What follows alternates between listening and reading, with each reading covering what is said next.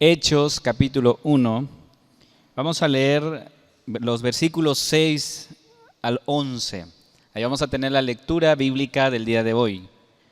Hechos capítulo 1, versículos 6 al 11. Pero antes de leer, yo quiero invitarte a que cierres tus ojos, vamos a orar, vamos a pedir la dirección del Espíritu Santo para que podamos entender, comprender esta palabra. Vamos a orar.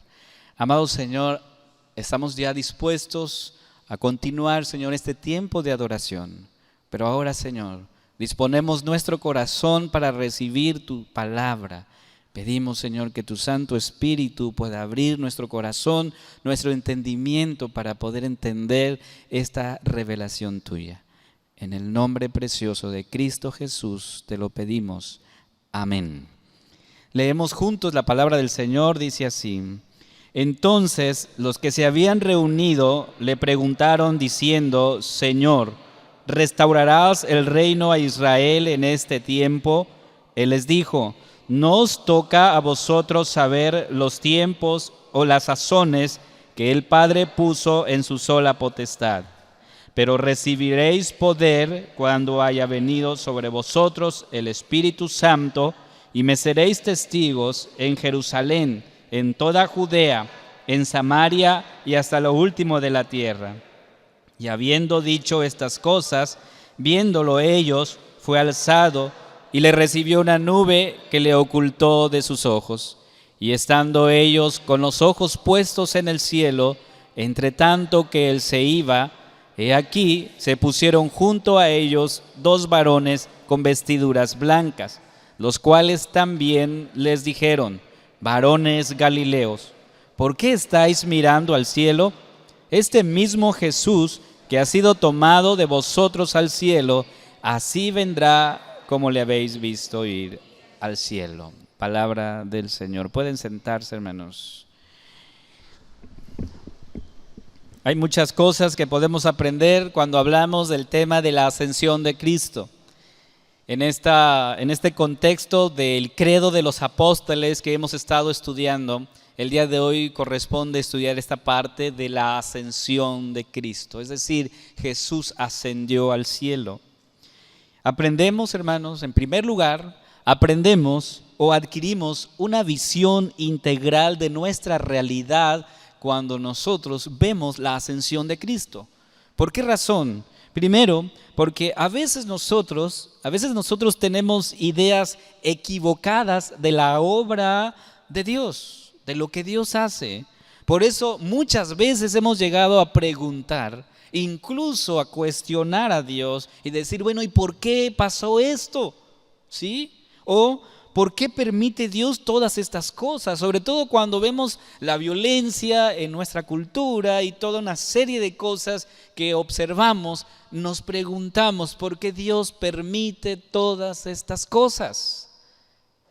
Cuando estudiamos, aprendemos entonces o adquirimos una visión integral de nuestra realidad cuando observamos y aprendemos de la ascensión de Cristo. Segundo, aprendemos que hemos recibido una misión, y de hecho cuando Cristo ascendió, nos mandó, o sea, no nos preguntó, oye, ¿quieres? Él nos dijo, vayan. De hecho, el pasaje en Mateo 28, 19 y 20, el texto dice, por tanto, id y haced discípulos a todas las naciones, bautizándolos en el nombre del Padre, del Hijo y del Espíritu Santo, enseñándoles que guarden todas las cosas que os he mandado. Y aquí, yo estoy con vosotros todos los días hasta el fin del mundo. O sea, el Señor no te está sugiriendo, te está diciendo, ve y predica el Evangelio. Entonces, en la ascensión de Cristo, también aprendemos que cada uno de nosotros recibimos una misión de parte del Señor. Y tercero, aprendemos de la promesa de su regreso. Cuando Jesús asciende, Él prometió que volvería. Hermanos, eso es una buena noticia. Cristo volverá. Él lo prometió y sin duda Él habrá de cumplir su palabra. Vamos a analizar estos tres aspectos en este día, en el texto que hoy hemos leído. Hermanos, primero veamos de que cuando Cristo ascendió, Él nos da a nosotros una realidad, una visión perfecta de cómo nosotros debemos ver las cosas. Dice el versículo 6, y quiero que me acompañes ahí, dice: entonces los que se habían reunido le preguntaron diciendo: Señor, ¿restaurarás el reino a Israel en este tiempo? Esa es la pregunta de los apóstoles. Hemos leído el pasaje y la pregunta de ellos es: Señor, ¿ha llegado el tiempo ya? ¿Se ha cumplido el tiempo de que liberes a Israel y restaures su reino? ¿Ya es el tiempo? Ahora, vean, los apóstoles esperaban que Jesús hiciera esto mientras Jesús se acerca a Jerusalén, donde sin duda ha de ser sacrificado tal como lo hemos estudiado. Sin embargo, esas esperanzas de los discípulos se disiparon cuando ellos vieron a Jesús colgado de una cruz. Ahora bien, Jesús ha resucitado, ya está con ellos, y como que esa esperanza que ellos tenían vuelve a renacer. Pues la visión de ellos era que el Mesías vendría y ocuparía el reino físico de ese tiempo. Un reino donde Jesús se sentaría y obviamente derrocaría al enemigo. Eso es lo que vemos aquí. Por lo tanto, hermanos, nosotros nos atrevemos a decir que la visión de los apóstoles es pequeña en comparación con lo que realmente es el reino de Dios y lo que el reino de Dios significa. Porque ellos veían un reino físico donde decía: Cristo, el Mesías, va a venir y se va a sentar en el trono, va a derrocar al enemigo y nos va a liberar. Pero vemos que los discípulos ellos quieren saber la fecha exacta de cuándo Jesús cumplirá la promesa. Sí, la promesa de ese Mesías que vendría y se sentaría en el trono de David. Bueno, yo quiero comentarles que ellos sí se equivocan al preguntar la fecha, porque ellos quieren saber la fecha. Se equivocan al preguntar la fecha, pero no en la realidad de esta promesa. Porque esta promesa, hermanos, esta promesa habla de que Jesús vendrá y se sentará en el trono. Esto todavía no ha sucedido. Esto va a suceder cuando Cristo vuelva por su amada iglesia. Se cumplirá esta promesa que nosotros hemos recibido. Entonces, a la pregunta de los discípulos, en el versículo 7, Jesús responde: solo el Padre tiene la autoridad para fijar esas fechas y esos tiempos. Y a ustedes no les corresponde saberlo. Fue la respuesta de Jesús. O sea, Jesús responde y le dice: discípulos, esta información no está disponible para ustedes. No les corresponde saber esto. Y esto nos lleva y nos recuerda lo que dice Deuteronomios 29:29. Yo creo que alguien lo recuerda o lo tiene presente, este texto, que dice que las cosas secretas pertenecen a Jehová nuestro Dios y las reveladas son para nosotros y para nuestros hijos. Entonces hay cosas que nosotros definitivamente no podremos saber. De este lado de la eternidad no vamos a poder saber. Ahora, yo quiero precisar algo. Jesús no les dice a sus apóstoles que están equivocados en cuanto al hecho de ese futuro que vendrá y donde Jesús se sentará. Jesús les dice: todo tiene su tiempo, pero ahora no es el tiempo para decir cuándo habrán de suceder estas cosas. Todo tiene su tiempo, pero no es hoy.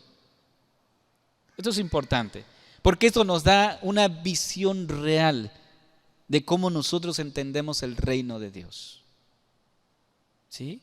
Segundo, su ascensión nos recuerda la misión que tenemos. Mientras esperamos el cumplimiento de esta promesa de que Jesús se sentará en el trono, mientras esto suceda, hermanos, ¿qué vamos a hacer? ¿Qué deben hacer los apóstoles? Dice el versículo 8, pero recibiréis poder cuando el Espíritu Santo descienda sobre ustedes, y serán mis testigos, y le hablarán a la gente acerca de mí en todas partes, en Jerusalén, por Judea, Samaria y hasta los lugares más lejanos de la tierra. Ahora, esto es interesante y también importante, hermanos, porque la promesa de Cristo es que mientras nosotros esperamos su regreso, sus apóstoles recibirán poder. Es lo que dice el versículo 8. Pero recibiréis poder cuando haya venido sobre vosotros el Espíritu Santo. Entonces el Señor les promete poder. Ahora yo pregunto, ¿poder para qué? ¿Para qué ellos necesitaban el poder? Y la respuesta lo da este pasaje, este versículo. Poder para ser testigos. La promesa del Señor es que ustedes van a recibir poder para que sean mis testigos. Ahora, la palabra griega para testigos es mártires. ¿Sí? Mártires. ¿Y qué significa? ¿Quién es un mártir? ¿Cuál es el significado de esta palabra? Y resulta que un mártir es alguien que encuentra la muerte testificando acerca de Cristo. Encontrar la muerte por predicar a Cristo, eso es un mártir. Por ello, hermanos, es razonable que el Señor dice, van a recibir poder para que ustedes puedan enfrentar aún estas cosas, morir por mí, predicando el Evangelio. Hermanos, el escritor entonces va a pasar a contarnos acerca de la persecución que sufrieron estos mártires. Nos va a decir, a ver, todos los que predicaron el Evangelio sufrieron. Y les voy a decir de qué manera. Y entonces solamente recolecté algunos ejemplos de la persecución que sufrieron estas personas. Tenemos el sufrimiento de Pedro. Vemos ahí cómo él sufrió por predicar el Evangelio. Dice en el 4, Hechos 4, 1 al 3. Hablando ellos al pueblo, vinieron sobre ellos los sacerdotes con el jefe de la guardia del templo y los saduceos, resentidos de que se enseñase al pueblo y anunciase en Jesús la resurrección de entre los muertos. Y entonces le echaron mano y los pusieron en la cárcel. O sea, aquí vemos ya la persecución. Por predicar a Cristo, vienen y los ponen en la cárcel hasta el día siguiente porque ya era tarde, dice el texto. Y ahora preguntamos, ¿y cuál es el motivo? ¿Por qué los encarcelan? ¿Con qué motivo? ¿Cuál era la razón? Y es que el motivo de este encarcelamiento fue porque Pedro había sanado a un cojo. Sí, por eso. Cuando lo llevan al juicio, le preguntan a Pedro, le dicen, Pedro, ¿con qué potestad haces esto? ¿O en nombre de quién estás haciendo esto? Fue la pregunta. Y en el 4, versículo 10, Pedro responde que él lo está haciendo en el nombre de Cristo. El enfermo, el cojo, sanó. Y fue en el nombre de Cristo. Y obviamente los ancianos del pueblo, al no lograr el cometido que ellos se propusieron, terminan diciéndole a Pedro, a ver, Pedro, te vamos a prohibir que sigas hablando de Cristo. Te prohibimos tajantemente que ya no hables en ese nombre, no lo hagas. Y entonces, en el 4:20, Pedro dice, porque no podemos dejar de decir lo que hemos visto y oído. Así es que no vamos a acatar lo que ustedes están diciendo. Leyendo más adelante, encontramos que una vez más Pedro y Juan son puestos en la cárcel. Una vez más. ¿Por qué? Por predicar el evangelio. Y en el 5:28 le dicen: ¿qué no les mandamos? ¿Qué no les prohibimos que no hablasen, que no enseñasen en ese nombre? Y la respuesta de Pedro y de los apóstoles obviamente fue: es necesario obedecer a Dios antes que a los hombres. Así que seguiremos hablando de Cristo. Entonces, al no poder con ellos, encontramos en el 5:33 que estas personas están enfurecidas y querían matar a Pedro y a Juan. Al no poder hacerlo, en el 5:40 el texto nos dice que ellos fueron puestos en libertad, pero después de azotarlos. ¿Se da usted cuenta de esta persecución? Por predicar a Cristo. Y para ello se necesitaba el poder del Espíritu Santo para hablar de Cristo, hermanos. Luego tenemos a Esteban, también un hombre que fue y es, diríamos, el primer mártir, según lo dicen los comentaristas. Él también predicaba a Cristo, anunciaba el evangelio. Y hubieron personas que se enfrentaron con él, pero al no poder debatir con él, también él fue arrestado. De hecho, le falsificaron testigos falsos, o sea, testimonios que no eran ciertos, para llevarlo al concilio. Fue arrestado, fue llevado al concilio, y cuando están en esa parte del juicio, ¿qué hace Esteban?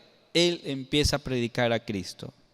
Y entonces los que oían, dice ahí en el capítulo 7, versículo 54, que se enfurecían y crujían los dientes contra él. ¿Se da usted cuenta? ¿Usted ha visto crujir los dientes a alguien cuando está enojado? Pero me imagino cómo esas personas están mientras Esteban está hablando de Cristo.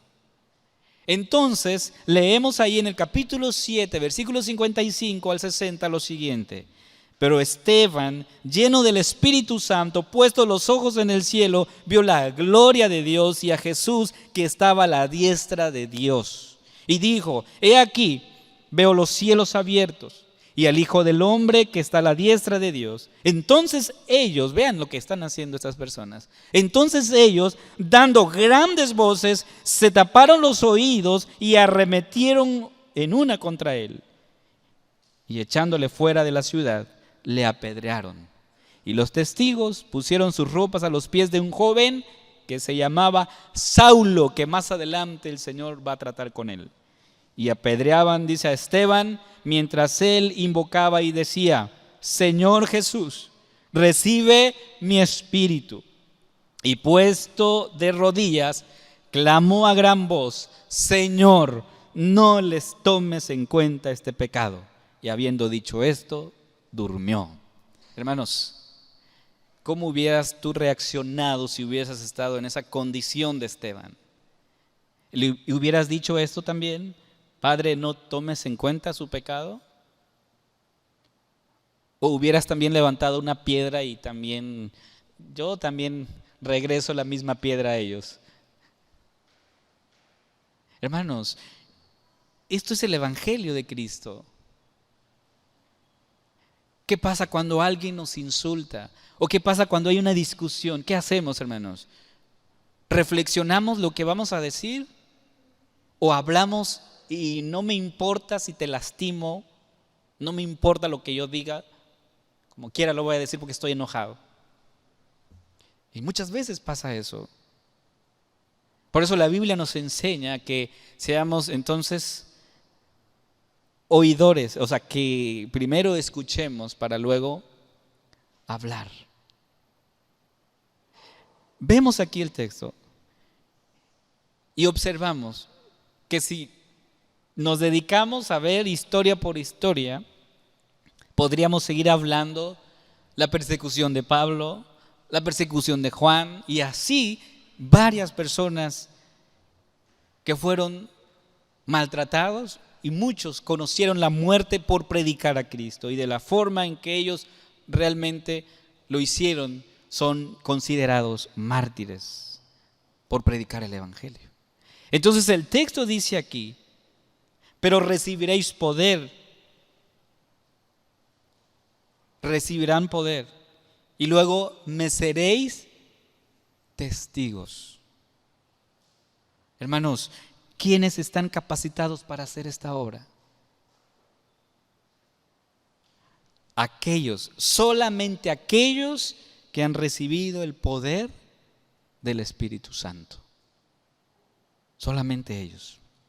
Ahora, yo oro a Dios, pido a Dios para que como iglesia Emmanuel seamos capacitados, seamos dotados de este poder para dar testimonio, para hablar de Cristo a nuestros amigos, a nuestra familia, a nuestros compañeros. Que no sintamos vergüenza compartir el evangelio de Cristo. Sí, hermanos, que tengamos ese poder del Espíritu Santo para hablar del evangelio. Y que los domingos, por lo menos una señal de que yo no tengo vergüenza. Yo sé que la tecnología ahorita ha avanzado y tú encuentras la Biblia en el teléfono, en las aplicaciones, pero aquí está este libro, ¿sí? Espero que el otro domingo traigamos este libro en nuestros brazos, ¿sí? Digo, es un desafío, ¿no? Porque nos hemos acostumbrado a todo esto. Pero ¿qué pasa cuando la tecnología falla, hermanos? ¿Qué sucede? Nos quedamos, porque a veces las proyecciones de repente pueden fallar porque pues es tecnología. Pero si tú tienes la Biblia aquí, yo creo que es un buen ejercicio para poderlo leer, estudiar, meditar. Compartía en las redes en esta semana, decía, 3 cosas es necesario que hagamos continuamente. Leer la palabra, hay que leerla, estudiarla, es decir, profundizar en el conocimiento de la palabra y ponerla en práctica. ¿Sí? No nada más es leer, no nada más es estudiar, sino llevarla a la práctica. Entonces Jesús envió a sus discípulos a hacer esta misión, hermanos. Y por eso Pablo le escribe a Timoteo diciendo en el capítulo 4, versículo 2 de 2 de Timoteo, que prediques, ¿qué? La palabra. Predica la palabra, Timoteo. Que instes a tiempo y fuera de tiempo.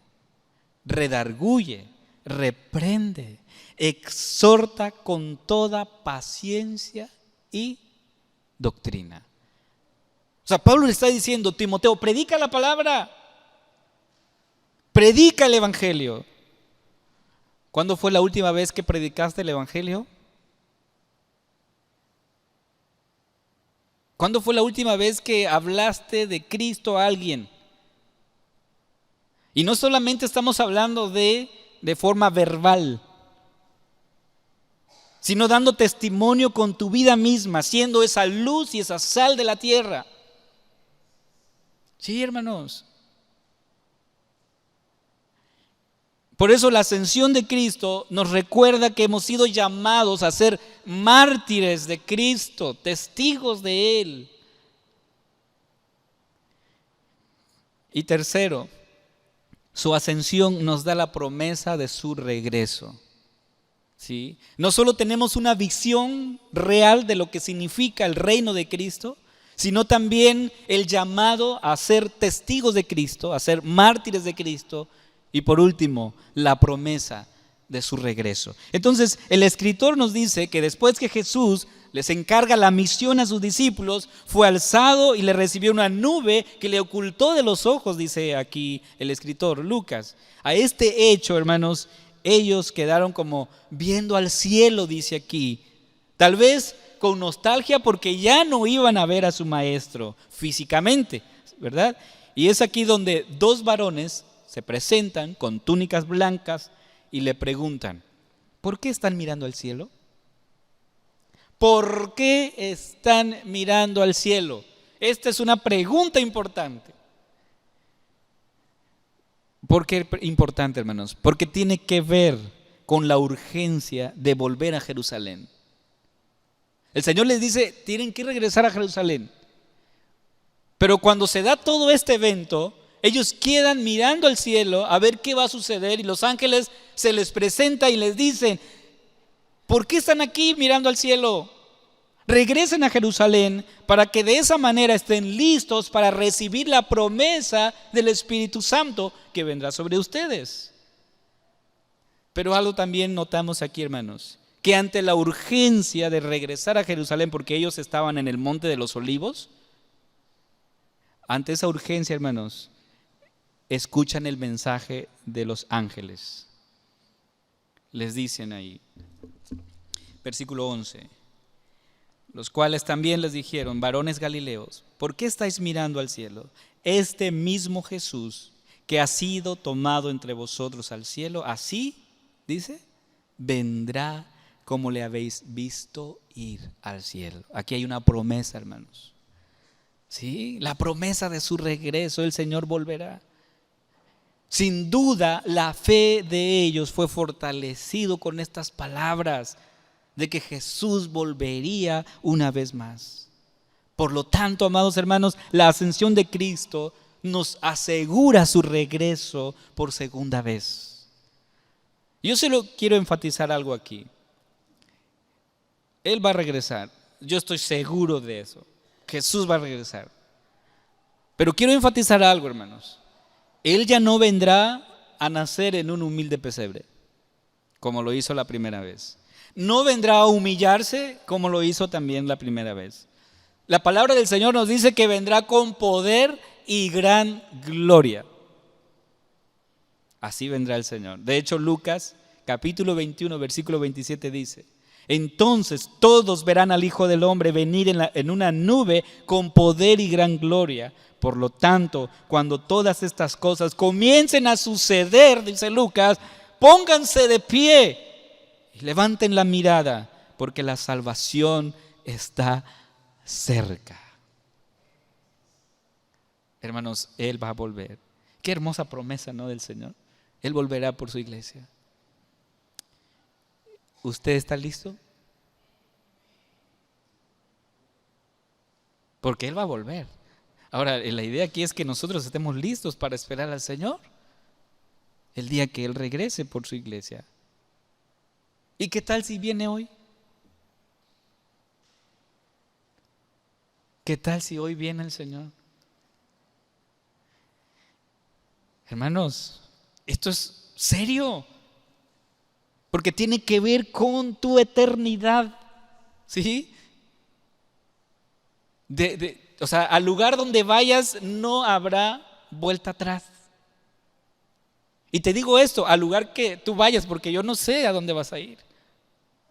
Yo sí sé, yo voy al cielo, pero yo no sé a dónde vas tú. Pero de ese lugar nadie regresa y nadie ha regresado. ¿Sí? Entonces es importante estar preparados para recibir al Señor. Por eso dice Pablo a Timoteo, en 2 de Timoteo 4, versículo 1 y 2. En presencia de Dios y de Cristo Jesús, quien juzgará un día a los vivos y a los muertos, cuando venga para establecer su reino. Te pido encarecidamente, predica la palabra de Dios. Hermanos, estos textos que hemos leído, que tú has escuchado, nos confirman que Cristo va a regresar. ¿De qué manera nosotros estamos esperando el regreso de Cristo? Un día yo voy a escuchar esto y lo estoy diciendo así, yo voy a escuchar eso. Dice Mateo 25, 23. Bien, buen siervo y fiel, sobre poco has sido fiel, sobre mucho te pondré. entra en el gozo de tu Señor. Yo voy a escuchar eso y estoy seguro. Ahora, yo espero que tú también escuches esto, que escuchemos estas palabras del Señor. En lo poco has sido fiel, en lo mucho te pondré, entra al gozo de tu Señor. Qué hermoso será ese día, hermanos. De verdad, qué hermoso va a ser ese día cuando escuchemos estas palabras de nuestro Señor. Porque ese día es cuando todo sufrimiento habrán quedado atrás. Quiero terminar. De algo estoy seguro. Y jamás he dudado de eso, hermanos. Ni un solo segundo. Cristo volverá. Pero al igual que en los tiempos de Pedro, como en el nuestro, muchos piensan o que ya se tardó o que es mentira. Sí. Algunos dicen, bueno, Jesús ya se tardó, y tanta maldad que hay en esta tierra, ya se tardó. Y otros dicen, no, es mentira, o sea, creo que alguien lo inventó por ahí, ¿verdad? Para, como decía Karl Marx, el opio de los pueblos es la religión, es para tenerlos controlados a todos y darles la promesa de que hay un redentor, pero es mentira.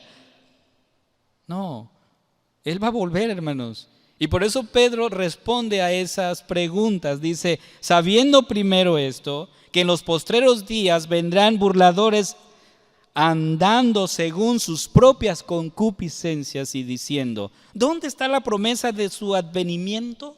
O sea, ¿dónde está? Ustedes dijeron que Él iba a regresar, pero ¿dónde está? Porque desde el día en que los padres durmieron, todas las cosas permanecen así como desde el principio de la creación. Era el argumento de estos maestros. Pero dice el texto, mas, oh amados, no ignoréis esto, que para con el Señor un día es como 1000 años y 1000 años como un día. El Señor no retarda su promesa, según algunos lo tienen por tardanza, sino que es paciente para con todos nosotros, no queriendo que nadie se pierda, sino que procedan al arrepentimiento. O sea, si el Señor todavía no viene es porque todavía falta por ahí 1, 2 o 3 que crean al Evangelio. Y cuando eso suceda, entonces vendrá el Señor.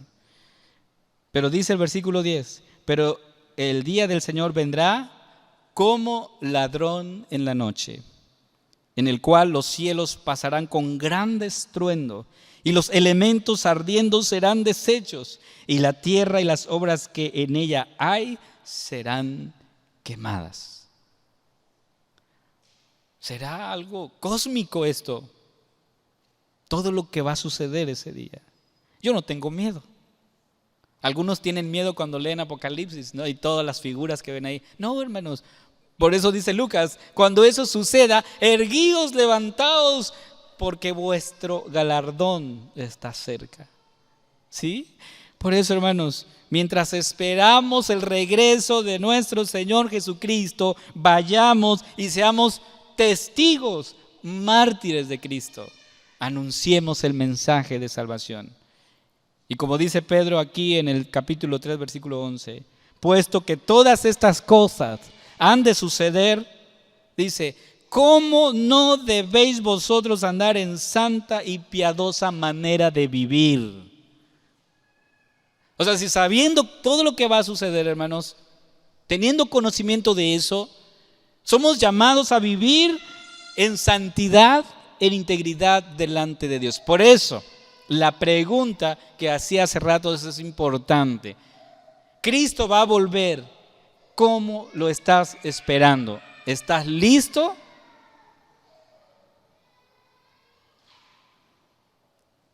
Recuerdo una ocasión que le hice esa pregunta a una persona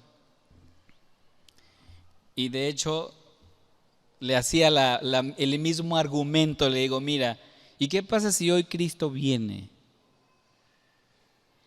Y ella sinceramente y honestamente me dijo,